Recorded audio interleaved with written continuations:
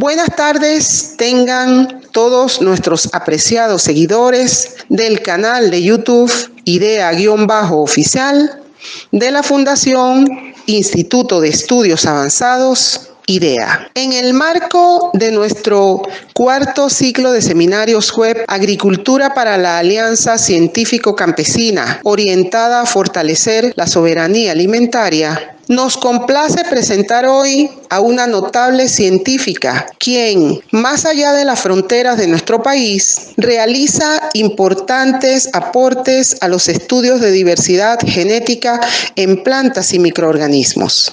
Se trata de la doctora Dainet Sosa del Castillo, quien es docente titular principal 3 en la Facultad de Ciencias de la Vida y está adscrita al Centro de Investigaciones Biotecnológicas del Ecuador, CIBE, específicamente en la Escuela Superior Politécnica del Litoral, ESPOL, ubicados en Guayaquil, Ecuador. La doctora Dainet Sosa del Castillo se graduó como ingeniera agrónoma en la Universidad de Matanzas, Cuba, en 1989. Inició sus estudios de doctorado en el año 1996 en la Universidad de León, España, obteniendo su suficiencia investigadora en el año 1998, lo que la acreditó para realizar su tesis doctoral en el programa Biotecnología de Microorganismos y de Plantas, finalizando en el año 2004. Posteriormente realizó un postdoctorado en nuestro Instituto de Estudios Avanzados IDEA en el año 2005 hasta el año 2007, donde se integró en proyectos de utilización de herramientas biotecnológicas para el mejoramiento de cultivos agrícolas, proyectos financiados por el Banco Interamericano de Desarrollo. En ese año pasó a ser investigadora del área de biotecnología agrícola de este instituto hasta el año 2013, periodo en el que se vinculó al estudio de la diversidad genética de los patógenos causantes de enfermedades en cacao y de hongos benéficos asociados al control biológico. A finales del año 2013 se vinculó a la ESPOL a través del programa Prometeo de la Secretaría de Educación Superior, Ciencia, Tecnología e Innovación, específicamente al Centro de Investigaciones Biotecnológicas del Ecuador, para realizar investigaciones en enfermedades asociadas al cultivo de cacao. Dirigió este centro desde el año 2014 hasta este año 2021. En el 2016 se unió a la Facultad de Ciencias de la Vida como docente e investigadora en la carrera de Biología, dictando cursos de posgrado y de pregrado relacionados a la metodología de la investigación y a la biotecnología respectivamente. Su investigación pasada, actual y futura se enfoca en estudios de la diversidad genética mediante el empleo de marcadores moleculares en plantas y microorganismos, así como en estrategias de premejoramiento genético vegetal para estrés biótico y abiótico. Se interesa en el estudio de enfermedades del cacao causadas por hongos y cromistas y estrategias de control de las mismas a través de hongos endófitos. Colabora en estudios de descubrimiento de la microbiodiversidad de la zona del litoral del Ecuador, específicamente de nuevas especies fúngicas y en proyectos asociados a la conservación de las mismas en bancos de microorganismos. Sin más, los dejamos con la presentación de la doctora Sosa, la cual se titula Comportamiento de Monilióftora roreri a fungicidas, experiencia en el Ecuador. Buenas tardes a todos, es un placer estar acá con ustedes y compartir en este ciclo de seminarios Agricultura para la Alianza Científico-Campesina orientada a fortalecer la soberanía alimentaria. Me siento muy contenta de poder compartir con mis grandes amigos y colegas del IDEA En el día de hoy les voy a comentar un poco sobre el trabajo que hemos venido realizando acerca del comportamiento de Monilióftora roreri a fungicidas. Específicamente les mostraré la experiencia que hemos tenido en el Ecuador. Es un trabajo que hemos realizado en equipo, me faltan por mencionar algunas otras personas, por lo tanto me constituyo hoy en vocera del trabajo que hemos venido realizando durante 2 años y espero que lo disfruten y que nos sirva a futuro para poder fortalecer alianzas en este campo de investigación. El cacao como producto o materia prima en el mundo es producido exclusivamente por los países tropicales, como sabemos. Quizás más de un 65% es producido exclusivamente por estos países, siendo los mayores productores Brasil, Costa de Marfil, Ghana, Indonesia, Nigeria, Malasia. Esta materia prima es transformada y comercializada por los países industrializados, fundamentalmente Europa y Norteamérica, ¿no? Por lo tanto, el cacao es un patrimonio histórico y de identidad cultural de América y por lo tanto del Ecuador. País que posee una gran superioridad en este producto, pues casi más del 70% de la producción mundial de cacao fino y dorado se encuentra en nuestro país, convirtiéndonos en el mayor productor de cacao de aroma del mundo en este caso. Esto ha generado un prestigio importante, destacable, diría yo que representativo, del cual nos orgullecemos cada día. Por ejemplo, recientemente Pacari recibió 22 galardones en los premios internacionales del chocolate y Chocolates Cárdenas, que es una marca más joven, obtuvo 2 medallas de bronce en la Academia de Chocolates de Londres. Ambos representan, por lo tanto, las características individuales distintivas que hacen único y especial al cacao ecuatoriano. El boom del cacao ecuatoriano, o lo que se conoce como el auge cacaotero del Ecuador, hace referencia especial a una época, finales del siglo XIX y principios del XX, donde la alta demanda de cacao convirtió a Ecuador en el primer exportador cacaotero del mundo. Por lo tanto, este cultivo se consolida como el principal producto de exportación y la economía del país se construye alrededor del mismo, incluidos los primeros bancos que se crearon gracias a esta base sólida que ofreció en ese momento el cacao como motor económico nacional. Entonces, o desde ese entonces podemos decir que empezó a construirse el conocido sabor arriba del cacao ecuatoriano, que también fue conocido y nombrado como la pepa de oro. Este cacao posee unas tonalidades de aroma y sabor que son únicos en cuanto a calidad. Por lo tanto, en un contexto de gran demanda internacional, Ecuador se inserta como proveedor de materia prima para los países industrializados, fundamentalmente Gran Bretaña, Francia, Alemania, Estados Unidos, que lo procesaban a chocolate. Y durante este periodo, la economía exportadora ecuatoriana tuvo un importante crecimiento que generó unas ganancias impresionantes, sobre todo para agricultores locales cuyos grandes hacendados fueron conocidos con el sobrenombre de grandes cacao, que es lo que les muestro en la lámina. Por lo tanto, esta época fue así de grande su producción, como les muestro en la lámina de la izquierda, que es impresionante, y también las fortunas que se amasaron a la sombra de estas semillas fueron también inmensas. La década de 1920 ya fue funesta para el cacao debido, entre otras cuestiones, a las consecuencias de la Primera Guerra Mundial, donde este mercado internacional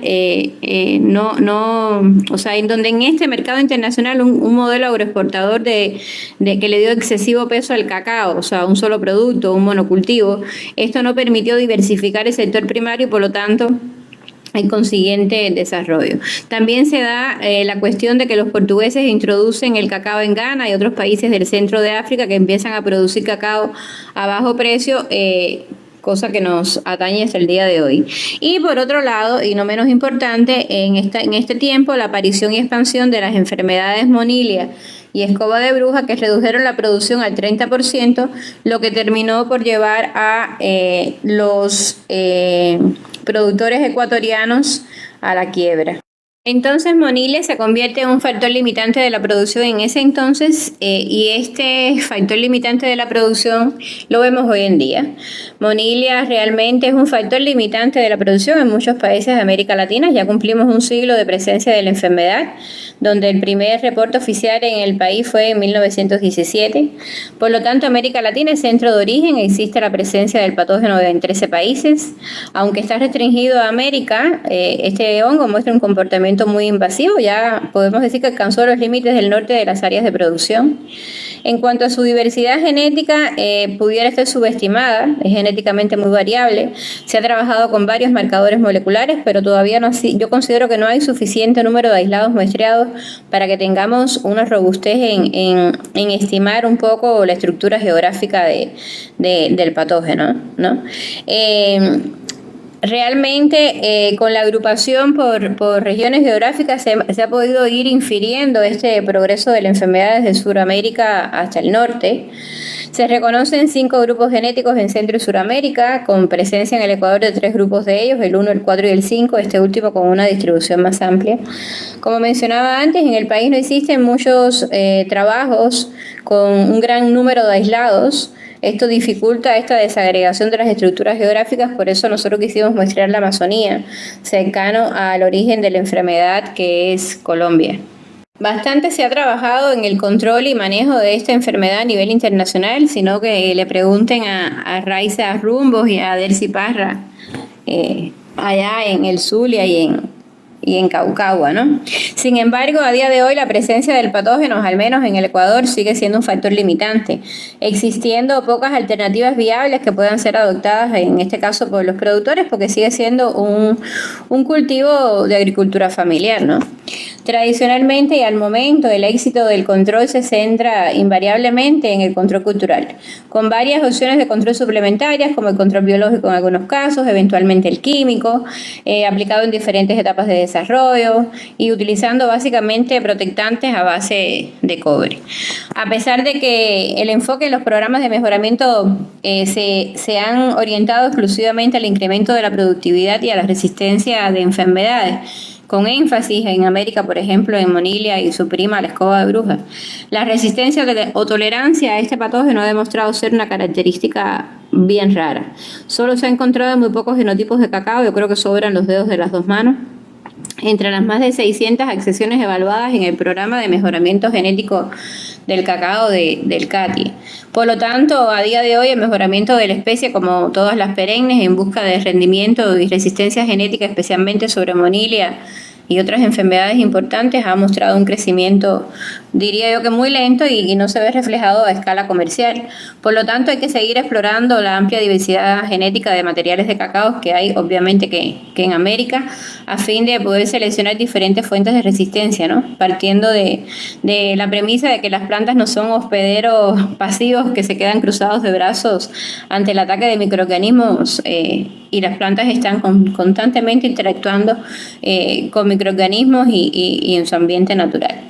Uno de los enfoques más exitosos del manejo integrado de plagas sin químicos es el control biológico, utilizado extensamente y con éxito para el control de insectos y de plagas en muchos lugares con muchos buenos ejemplos. Sin embargo, tanto el enfoque clásico de control biológico como el inundativo no ha sido muy aplicado ampliamente para el manejo de enfermedades en plantas y en este caso el cacao no se queda atrás. En los últimos años, la búsqueda de agentes de control biológico y el trabajo que se hacía y se hace todavía en el IDEA con respecto a los géneros de tricodermas es bastante, habla por sí solo, diría yo.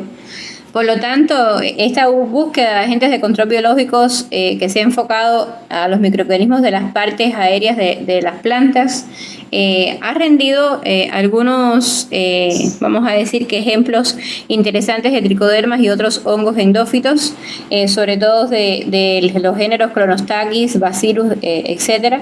Pero tampoco existe disponibilidad de organismos en el mercado que sean de fácil acceso y en mi opinión, yo soy defensora del control de enfermedades a la medida, es decir, personalizado a la localidad o a la región geográfica particular en este caso.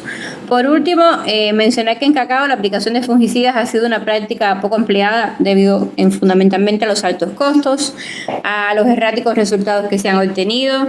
Diría que también a la tendencia del cultivo hacia lo orgánico y sobre todo el alto precio que tienen estos fungicidas, que hace a veces difícil la asunción por parte del productor de algún producto químico. Sin embargo, también en la literatura, a pesar de los odios que hay hacia el uso de fungicidas en cacao, también algunos autores mencionan que no debería descartarse que si se seleccionan fungicidas muy activos contra Roreri y se usan de manera eficiente en combinación con labores culturales tradicionales e incluso en programas de manejo integrado de praga personalizados, puede ser recomendable el uso de estos fungicidas en cacaotales muy productivos.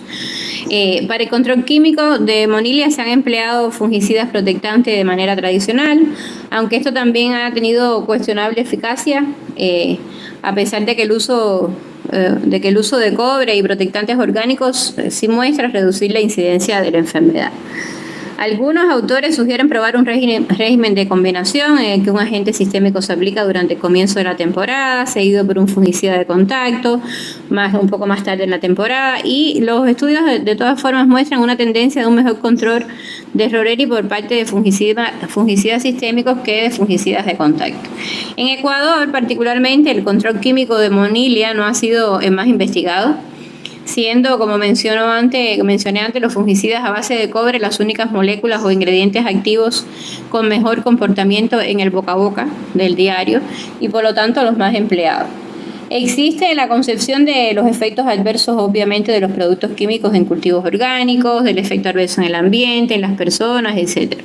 Y al momento, Agrocalidad, el ente regulador del MAGAT, o sea, del Ministerio de Agricultura, tiene registrado únicamente las moléculas Boscalit, piraclostrobin, clorotanil y sulfato de cobre pentihidratado para el control de Monilia.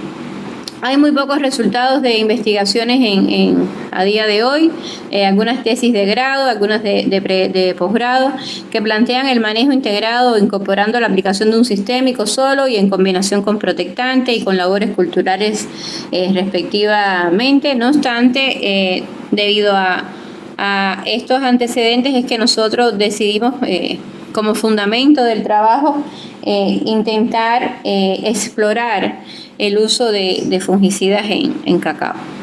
En este contexto que les he mencionado, así como con estos antecedentes, concluimos que el principal problema fitosanitario que es Monilia, la existencia de diferentes moléculas que pueden resultar muy satisfactorias en control de estos patógenos en estrategias de manejo integrado y la falta de investigación o pruebas específicas sin respaldo científico que ha imposibilitado su uso en plantaciones, se convierten un poco en la justificación de por qué iniciamos este trabajo de investigación. Monilia es altamente específica, lo que significa que al alterar la biodiversidad característica de las huertas tradicionales que en cacao siempre han sido sistemas agroforestales, por lo general transformándolas en un monocultivo extensivo, con la siembra de sobre todo CCN 51 en grandes extensiones. Esto ha provocado, por lo tanto, que el hongo puede desarrollarse sin competencia. Y en este caso, manejarlo solamente con métodos culturales se torna bastante difícil. Si bien las prácticas culturales y biológicas ayudan a reducir la infección, en el caso de epidemias por condiciones especialmente críticas, se hace necesario aplicar algún fungicida para minimizar la enfermedad.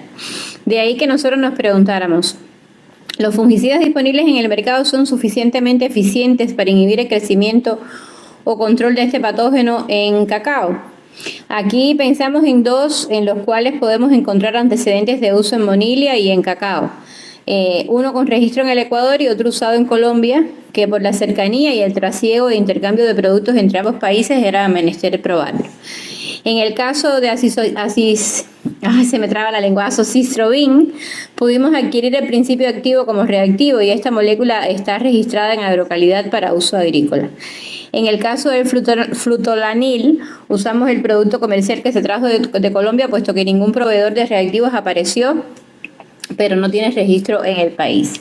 Nosotros también hemos trabajado en analizar o sondear la diversidad genética de este hongo a partir de aislados de la Amazonía y de la costa en asociación con la sensibilidad a estos dos fungicidas, puesto que hasta el presente en Ecuador los estudios previos de diversidad genética del hongo tienen dos cosas en común.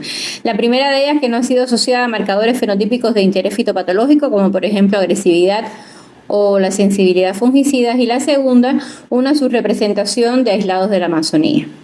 Aquí mostramos entonces, o mostraremos resultados a priori o resultados preliminares, pues es un trabajo que no se ha completado en su totalidad. Sin embargo, mostramos unas luces interesantes y es lo que compartiremos en esta breve jornada.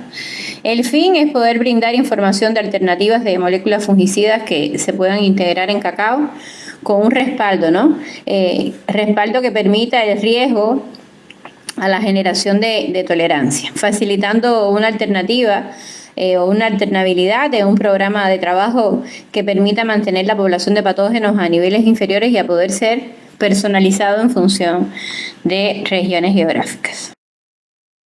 Ecuador está dividido, pudiéramos decir que en tres regiones o zonas conocidas como Sierra, Costa y Amazonía. Cada una distintiva de un clima, una cultura, unas tradiciones, un cacao y una comida riquísima y variada, huelga decir, ¿no?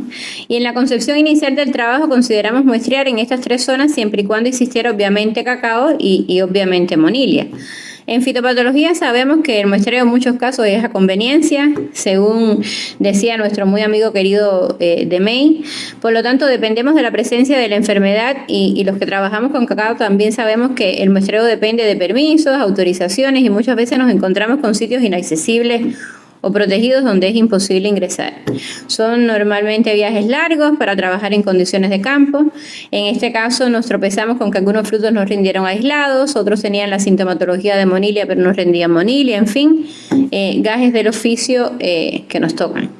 Recolectamos mazorcas con un mínimo de 10 kilómetros de distancia y en esta tabla a la izquierda podemos observar los números por región. A la derecha representamos en el mapa este muestreo por colores, siendo las zonas de mayor intensidad de color verde aquellas donde pudimos obtener un mayor número de aislados. A pesar de que en ciertas zonas hay bajo número de colectas o de aislados, este es un resultado, como decía antes, preliminar. Hemos seguido incrementando el número de aislados y esperamos, una vez pasado este tiempo innombrable de pandemia, que podamos seguir enriqueciendo nuestro trabajo, sobre todo con colaboraciones de otros investigadores del Ecuador con los cuales estamos trabajando ahora mismo.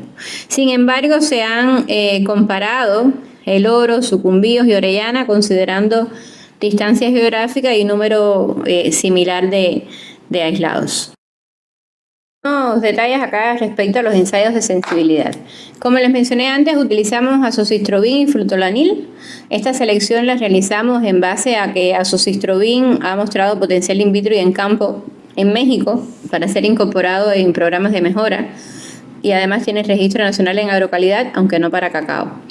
También hay antecedentes de empleo de frutolanil en cacao, específicamente recomendado para proteger a las mazorcas en las primeras etapas, aun cuando en Ecuador no está registrado. También consideramos el hecho de que el uso de fungicidas con diferentes modos de acción puede disminuir el riesgo de resistencia en el patógeno. Y no menos importante es mencionar que fueron los dos fungicidas a los que tuvimos más fácil acceso. Se realizó un ensayo previo de medios envenenados en dosis de 1 a 10 a la menos 3, con 2 aislados de Monilia, y se determinó el IC50 de cada uno de los fungicidas para estimar las dosis más adecuadas para el ensayo con todos los aislados. Y también realizamos un ensayo previo de crecimiento de 4 cepas con mediciones a los 3, 6 y 9 días de crecimiento y determinamos que el tiempo de medición adecuado es el día 6. Entonces, sin más preámbulos, vayamos un poco a presentar los resultados, en este caso respecto a la sensibilidad a fungicidas. En esta lámina les muestro el efecto del frutolanil en el crecimiento, en el PIC. Obviamente en el crecimiento de Monilia, ¿no? Organizado de forma distinta, figura y tabla. ¿Qué llama la atención? Pues a la derecha veríamos a las cepas en conjunto y a la izquierda las vemos de manera individualizada. El análisis a la derecha es el promedio de los grupos en el gráfico y a la izquierda de cada aislado en la tabla. Esta lámina es solo para hablar de inhibición de crecimiento, o sea, afectación del crecimiento del hongo. Y recordemos que a mayor peak, mayor afectación. Aquí no estamos viendo sensibilidad. Eso lo hacemos con la concentración media inhibitoria, que es el IC50. Entonces, a la derecha mostramos el gráfico derivado que se hizo a partir de una matriz de Excel, donde ubicamos los 76 aislados en las filas y los diferentes peaks en las columnas a las diferentes concentraciones ensayadas. En base a eso se hizo un análisis de agrupamiento, un clúster, y ese análisis agrupó a todas las cepas en 4 grupos de homología en función de esas concentraciones que ensayamos. Por lo tanto, los grupos se hicieron en función de agrupar por la homología numérica los que fueron más similares en función del peak a esas concentraciones. Cada línea representa entonces un grupo a partir del análisis de conglomerado en función de 3 variables que son las 3 concentraciones.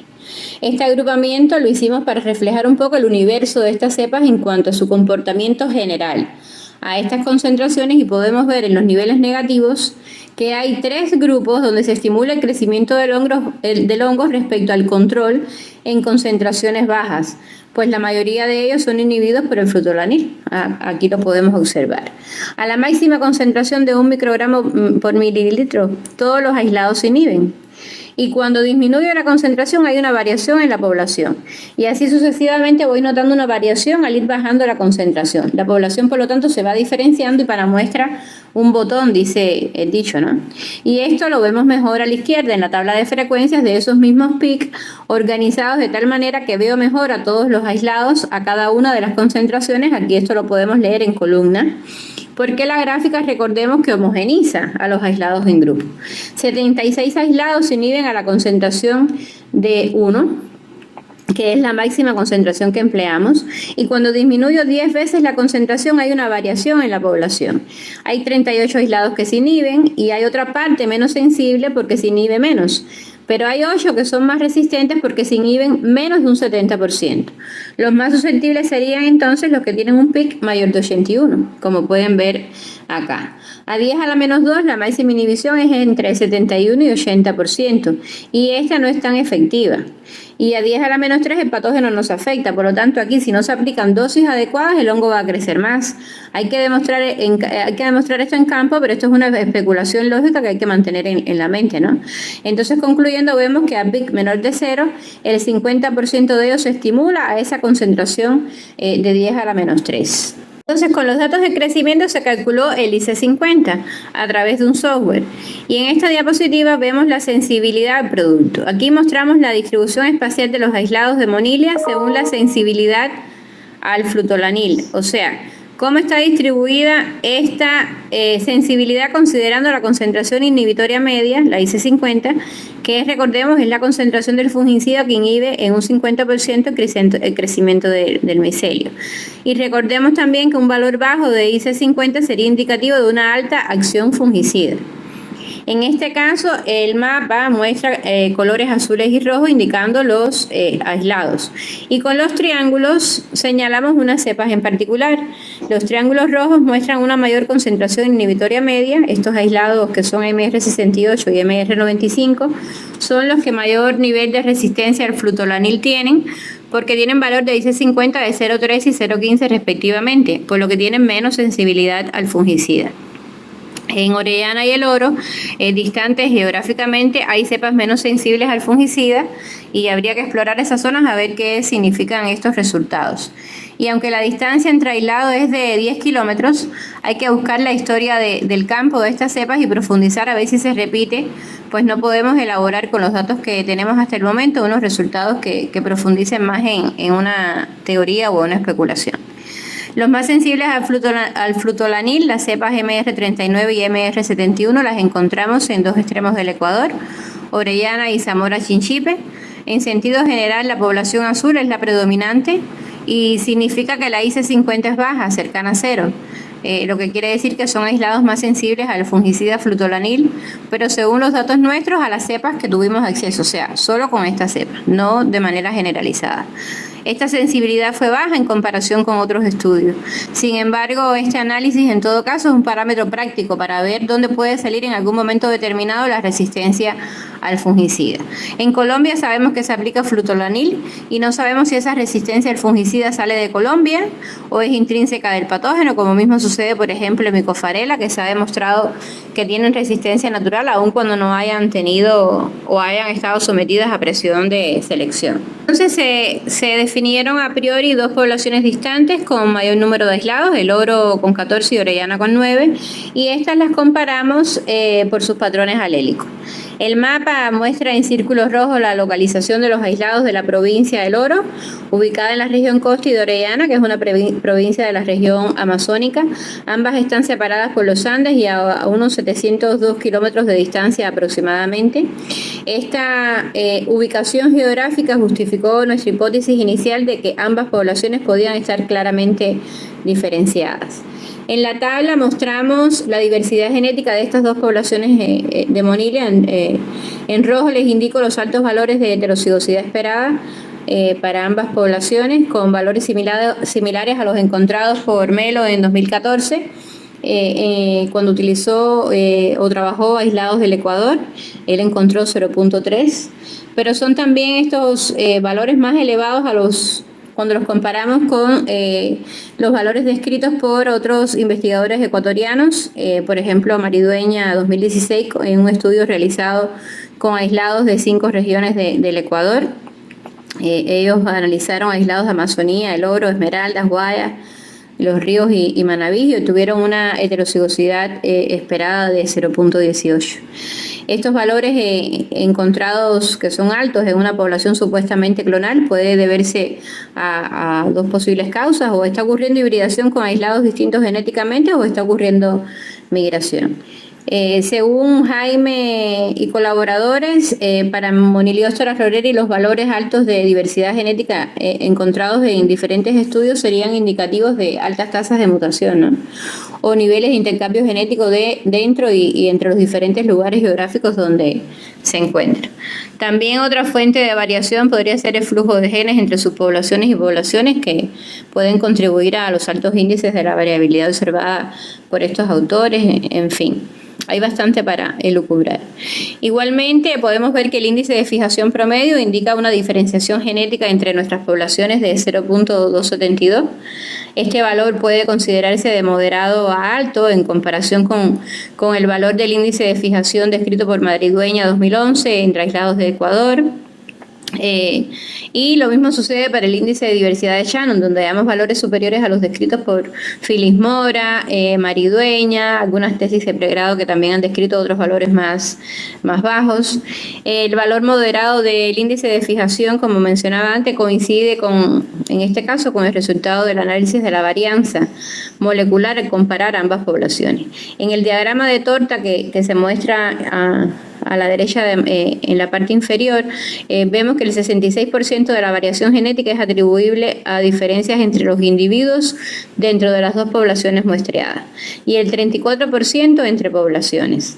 Este resultado es cuando menos interesante si se considera el contexto de homogeneidad de Moniliosora floreri.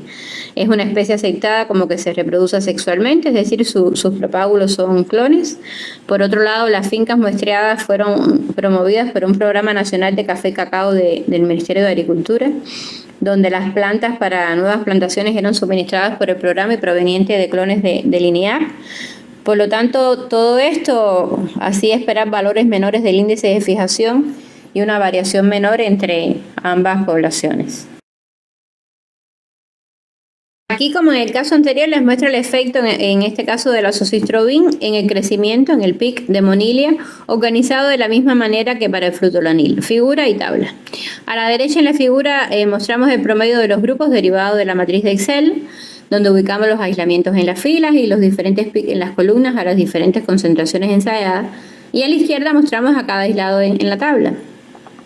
Para azoxystrobin utilizamos 66 aislados y para flutolanil 76. No se lograron hacer hacer todos. Por lo tanto, estos resultados incluyen 10 aislados menos que en el análisis con el flutoranil. El azocistrobin grado reactivo no mostró efecto estimulante de monilia, salvo en un aislado que es estimulado más que el control a la mínima concentración, 10 a la menos 4, mostrando un pic negativo. Podemos ver esto tanto en la figura como en la tabla, donde está señalado por un círculo. La gráfica muestra que casi la totalidad de los aislados estudiados fueron inhibidos por la sustancia, aunque en diferente grado. Las líneas, como mencionaba antes, muestran los distintos grupos de aislados y su dinámica de respuesta a las distintas concentraciones. A la máxima concentración, 28 de 66 aislados se inhibieron al 100% y 38 de 66 lo hizo entre el 98 y el 99%. Quizás podemos especular que la diferencia entre la respuesta a ambos principios activos puede estar relacionada con la pureza del compuesto. Es algo que han mencionado otros autores con otros reactivos o con otros fungicidas y con otros patógenos. Torres de la Cruz, por ejemplo, describe que requirió altas concentraciones entre aproximadamente 450 y 500 microgramos por mililitro de este ingrediente activo de azocistrobin para inhibir el 100% del micelio de Roreri, y achacó este resultado al uso de fungicidas cúpricos que pudo originar esa resistencia, según describieron otros autores anteriormente. Lo que sí está claro es que los fungicidas de tipo estrovirulina, como es el caso del azocistrobin, poseen altos riesgos de resistencia cruzada, por ello no se debe enfrentar a fungicida con altas poblaciones del patógeno, recomiendan en la literatura, ¿no? De ahí que sea muy importante el uso de combinaciones y modo de acción de los fungicidas para evitar la resistencia a este patógeno.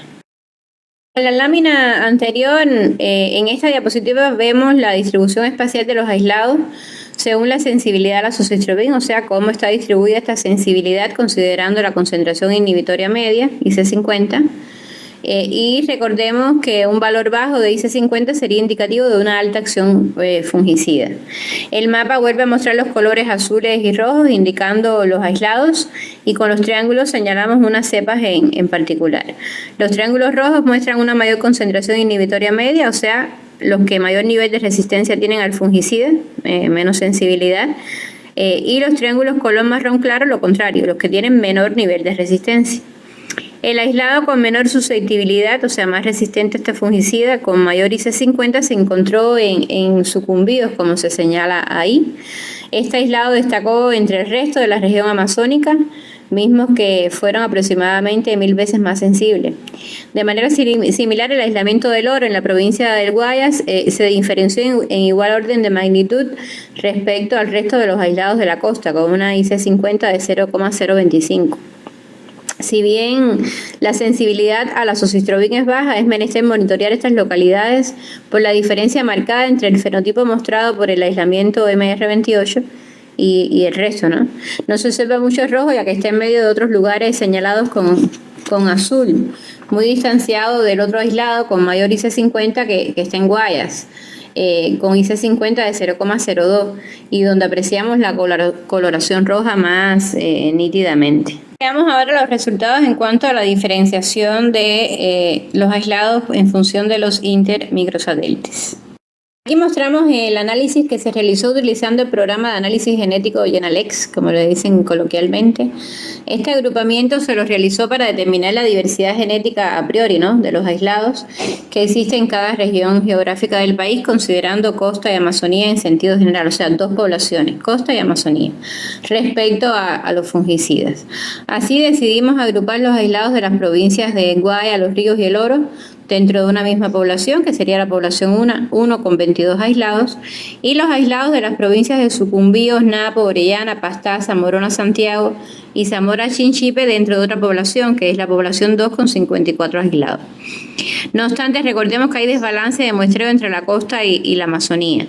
Estando en marcha este proyecto, ocurrió un incidente desafortunado para el país en la región de Esmeraldas y la frontera, donde hubo atentado, secuestro y asesinato de unos periodistas, de unas personas, y hubo que cancelar todo tipo de muestreo en esa zona. Volviendo a lo que nos atañe, observamos a grandes rasgos diferencias mayores a nivel intrapoblacional que interpoblacional, por lo que estas poblaciones no existen en la realidad, ¿no? Se muestra el sitio del muestreo y la varianza me dice que con 16% no se puede diferenciar aislados de la costa de la Amazonía. Se observa que el valor de la diversidad genética de la población de la costa es mayor que el de la Amazonía. En la población 1 hay mayor diversidad genética con respecto a la población 2, probablemente debido al uso de fungicidas para controlar fitopatógenos, que es la hipótesis inicial, donde sospechábamos que en la costa sí se aplican fungicidas. Por lo tanto, esto puede ocasionar que haya mayor diversidad genética dentro de la población, o sea, una presión de selección. A pesar de que con los ISSR no podemos demostrar que se hayan producido mutaciones en regiones codificantes del ADN debido a la aplicación de fungicidas, podemos inferir que mientras mayor es la frecuencia y la concentración de los fungicidas, mayor será la presión de selección, ¿no? Lo que conllevaría que haya mayor diversidad genética en los aislados de la población. Los valores de diversidad obtenidos en este estudio difieren de los reportados con anterioridad por otros autores, como es el caso de Melo, quienes utilizando 28 microsatélites en 27 aislados de Monilia colectados en diferentes zonas geográficas, encontraron que estas poblaciones poseían en promedio un valor de diversidad genética de 0.43. Esta visualización que aquí les muestro permite adquirir una idea de la diversidad genotípica y fenotípica encontrada. A la derecha del diagrama estarían contenidos los aislados analizados en observaciones y a la izquierda el respectivo dendrograma. Se observa que cerca del 40% de los aislados son genéticamente homogéneos para los 10 intermicrosatélites y frente al fenotipo de los fungicidas, ¿no? Por lo tanto, muestra la relación entre estos 76 aislados, los 8 marcadores ISSR y la sensibilidad a los 2 fungicidas. Este heatmap, esta forma de visualización, la utilidad que nos brinda radica en que a la vez nos da el dendrograma y da los colores en un solo campo. El marcador MR6, el MR30 y el MR33 muestran ser bastante homogéneos entre ellos. Los marcadores MR11 y 15 poseen una discriminación distinta a los demás marcadores, como pueden ver acá. En respecto a los fungicidas, estos indican una similitud muy homogénea entre la mayor parte de la población. En la parte inferior izquierda se ve que el 40.79 de las cepas, que corresponden aproximadamente a 31 aislados, mostraron características similares en todos los marcadores. Esto es, fueron homogéneos para los 8 marcadores ISSR genéticos y 2 fenotípicos, que son los fungicidas. Esta homogeneidad observada implica y concuerda con que es una población colonial de Monilia. La diversidad genética es baja y se refleja los valores de manera muy cualitativa para hacer mejor la explicación. Las cepas MR59, 75 y 87 señaladas en el gráfico a la derecha del todo fueron ensayadas también en campo para determinar diferencias en su agresividad frente a 2 clones desarrollados por el INIAP, que son el EET96 y el EET103. Esto son resultados que no mostramos. La cepa MR59, que es de sucumbíos, la cual destacó por una menor sensibilidad al azoxystrobin, fue menos agresiva frente a ambos clones en comparación con las otras 2 cepas. Estos resultados son preliminares, no los mostramos porque realmente con la pandemia nos impidió las evaluaciones a partir de marzo del 2020. Ya acercándonos un poco al final de estos resultados, en este gráfico de araña muestro una agrupación de muchos datos en poco espacio. Los datos de la MOVA básicamente son tablas con números que visualmente a veces no nos informan mucho, ¿no? Por lo que decidimos sacrificar información para ver el mensaje principal del análisis de la varianza molecular que nos permita a futuro apuntar en direcciones seguras. Aquí entonces se resume la diferencia intrapoblacional en el color marrón y la interpoblacional señalada con el color rojo. La información sobre la divergencia a nivel molecular de los haplotipos, o sea, de los aislados, se procesó mediante una partición de varianzas. cuyo cálculo se obtiene a partir de distancia genética. Se realizaron particiones de la muestra de los aislados analizados a fin de encontrar alguna estructuración dentro de la población causada por algunos factores, ¿no? Estos factores aquí que consideramos fueron origen geográfico, vegetación, clima, precipitaciones y tipo de suelo. El análisis de la variabilidad molecular dentro y entre los aislados de distintos grupos particiones nos permite entonces inferir la magnitud de la estructuración poblacional que pudiera ser causada por alguno de esos distintos factores, ¿no? El que más aportó a la diferenciación de la población con un 39% fue el efecto de las provincias. Esto a grandes rasgos es importante porque siempre, como decía antes, ha formado parte de nuestro discurso la necesidad de personalizar tanto el control biológico y en este caso ahora el control químico. Según los datos presentados, recomendamos entonces el manejo más por localidad y por provincias que por región. Vean la varianza intrapoblacional mayor del 80%, o de provincias dentro de las regiones costa y Amazonas, ¿no? El espacio geográfico solo aquí tomaría relevancia a los efectos de la varianza molecular, cuando se comparan todas las provincias del Ecuador, independientemente si fueron de la costa o del Amazonas. Los datos obtenidos tienen la limitante del desbalance de las muestras entre las regiones y las provincias, que es algo que hemos mencionado a lo largo de esta pequeña charla, además de que el muestreo no fue aleatorio como es costumbre en los estudios poblacionales, ¿no? Aquí es a conveniencia. Ya sabemos que en fito casi siempre se toman las muestras donde están los síntomas, y eso fue lo que nosotros hicimos. Nuestros datos están ahora mismo siendo analizados nuevamente con otro enfoque metodológico. Estamos generando otros perfiles ISSR con nuevos aislados del Ecuador. Vamos a integrar datos de otros investigadores que han trabajado también con estos marcadores. Adicionalmente, estamos gestionando obtener más aislados de Ecuador y de Brasil, y también incorporar la especie prima hermana de Monilia roreri, que es la perniciosa. Por lo tanto, deben estar pendientes del paper que vamos a publicar, pero ya les estoy dando la primicia considerando el vínculo que tengo con el IDEA, ¿no? Entonces, resumiendo, la varianza fue mayor intrapoblacionalmente, costa, Amazonía y provincias explicaron la estructura poblacional del patógeno entre un 35 y un 39%, y a fungicidas vemos 3 aislados que se diferenciaron por fungicidas, los otros altamente sensibles, y eso es lo que vimos aquí en esta lámina. Ahora, las conclusiones. Conclusiones que sacamos de este trabajo es, en primer lugar, que la diversidad genética observada en la población a la que tuvimos acceso durante el proyecto no estuvo asociado a las zonas climáticas, sin embargo sí lo estuvo a las provincias. Aunque estos resultados no son conclusivos, ¿no? Es posible recomendar que el manejo de la enfermedad sea sitio específico en función de un agroecosistema determinado, es decir, en función de zonas agroecológicas que comparten homologías ambientales y de manejo agronómico sobre todo. Y la segunda es que, dada la sensibilidad alta de las poblaciones a los fungicidas, son recomendables, por lo tanto, para el manejo de epifitias en estas localidades donde se tomaron las muestras. En condiciones de monocultivo de cacao es recomendable usar los productos dentro de un manejo integrado de plagas. Esas son las 2 conclusiones más importantes hasta el momento. Y tenemos algunos pendientes. Respecto a los pendientes, como les mostraba, en primer lugar, nos toca analizar aislados del centro y norte de la región costera. Esto es indispensable. Una mayor representatividad de los aislados de la costa contribuiría a conocer la sensibilidad a ambos fungicidas en la región donde el cultivo de cacao es más antiguo, a pesar de que el centro de origen es en el sur del Ecuador. También nos toca verificar los efectos sobre los conidios, por lo tanto la estructura de diseminación en campo. Ya sabemos la dificultad de este hongo para reproducir nosotros los conidios in vitro, es un hongo biótrofo. Eso explica los pocos estudios que hay que involucran a muchos aislados y sobre todo ensayos de inoculación artificial. Se deberían ensayar otras moléculas y sus fungicidas comerciales ambos, ya que el producto comercial es el que se usa normalmente en campo.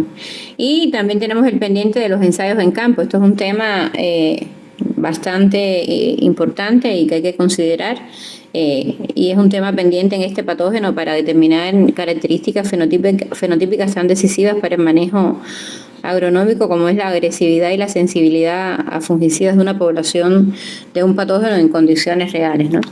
último, darles las gracias a todos por la atención, darles las gracias nuevamente por la invitación, mandarles un gran abrazo y saludo a mis colegas de la IDEA, y no solamente a mis colegas de la IDEA, sino a mis colegas cacaoteros del Ecuador, con especial cariño para Dercy y para Raiza. Y bueno, invitarlos a que sigamos de alguna manera conectados, que podamos colaborar en este tema de fungicidas y cacao a nivel de ambos países, porque al final sería representación de la región, y muchos éxitos en las actividades que emprendan, y muchas gracias nuevamente por la invitación. Chao. Una vez más, les damos las gracias a la comunidad científica y al público en general, quienes nos han acompañado esta tarde con una nueva entrega. Desde ya les extendemos nuestra más cordial invitación para que nos sigan el próximo martes, cuando la doctora Yurani Godoy Rangel, vicepresidenta de la Fundación IDEA, cerrará este interesante ciclo de seminarios con su conferencia Reflexiones teóricas de la resiliencia socioecológica y problemática global de los ecosistemas agroalimentarios. De nuevo, muy buenas tardes tengan todas y todos. Instituto de Estudios Avanzados IDEA. Hacemos ciencia pensando en el pueblo.